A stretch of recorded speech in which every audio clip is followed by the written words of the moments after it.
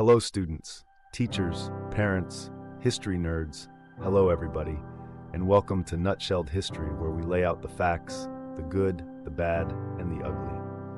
Today we are going to continue our American government series by looking at comparative political systems.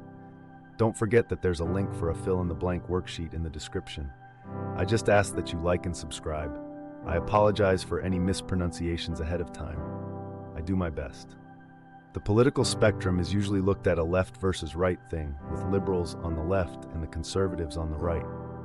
But what does that really mean? What does it mean to be liberal or conservative, and are there different degrees?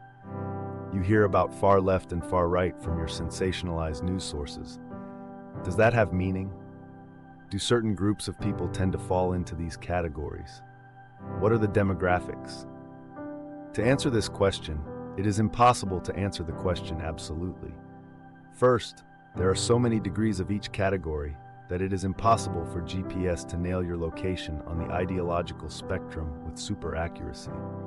And regarding the demographics, in this recent election of 2024, we have seen that the demographics of each category are far less predictable than we had thought before. Also, the meanings of the terms have changed. A 19th century liberal in Europe would be way closer to a libertarian today, quite opposite of what we think of as the American liberal. Back then, conservatives wanted a government with authority, and the common people needed to stay in their lanes. Finally, it is important to remember that people themselves are complicated. It is possible and common to look at one thing through a more conservative lens and another through a liberal lens. There are social liberals who are fiscal conservatives. They exist, I promise. For reals. Alrighty, here is a silly breakdown of the basics of each of the general categories. Have some fun with it. Don't use it to study for anything that you would get a grade on. Radical. Definition. Radicals want big, sweeping changes yesterday. They're all about uprooting the system and think that evolution is too slow. They'd rather go for revolution. Typical demographics. Younger, idealistic people tired of waiting for incremental change. College students who just read some revolutionary theory and are ready to change the world, or at least the dining hall menu. Activists, and sometimes those in tech who think disrupting an industry is just the first step toward world domination. Their vibe, the let's take down the whole system crowd. Think of them as the friend who, if their apartment has a leaky faucet, suggests tearing the entire place down and rebuilding it from scratch. Liberal. Definition. Liberals are all about reform, but within the current system. They advocate for progressive change, think social equality, environmental protection, but don't necessarily want to torch the whole thing. Typical demographics. Urban-dwelling professionals who feel that a little more government support might just make life better. People who frequent farmers markets and brunch places that serve avocado toast. Often millennials who want society to improve but aren't quite ready to start any fires. Their vibe, the friend who sees the leaky faucet, calls the plumber, and maybe posts a tweet about how we need more affordable plumbing services for all. Moderate. Definition. Moderates take middle ground positions. They believe in compromise and that both sides might actually have a point. They often like gradual changes and aren't big on extremes. Typical demographics. People who say, "Can't we all just get along?" Generally middle-aged, suburban folks or pragmatic individuals who might lean left or right depending on the issue.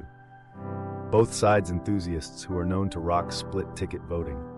Their vibe, the friend who'd rather spend the weekend in mediation than march in a protest, but they'll listen to both sides of the argument. They see the leaky faucet and try to fix it themselves with minimal fuss. Conservative. Definition. Conservatives value tradition, stability, and caution. They want changes to happen slowly, if at all, and believe in preserving established institutions and values. Typical demographics. Rural or suburban folks who feel things were just fine the way they were. Older generations who feel the good old days really were good, even if they've edited out the not-so-good parts. People who like things to stay the same, especially if it means they don't have to learn new technology. Their vibe. The friend who insists the faucet has been leaking for decades and it's just fine. Why fix what isn't really broken, they say, as they reach for a roll of duct tape. Reactionary. Definition. Reactionaries want to go backward, not forward. They're nostalgic for a sometimes idealized past, longing to restore traditional values they feel are lost. Typical demographics. People who are serious about reenactments and have a strong admiration for previous centuries.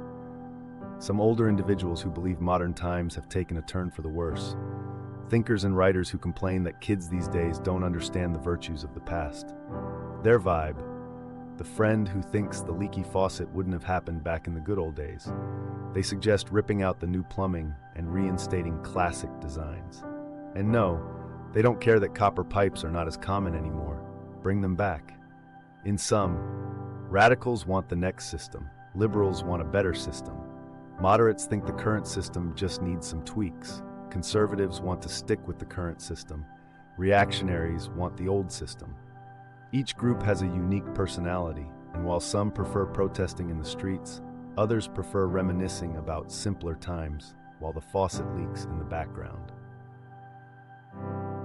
There you have it, folks. That is the political spectrum nutshelled, but unsalted. Thanks for stopping by Nutshelled History.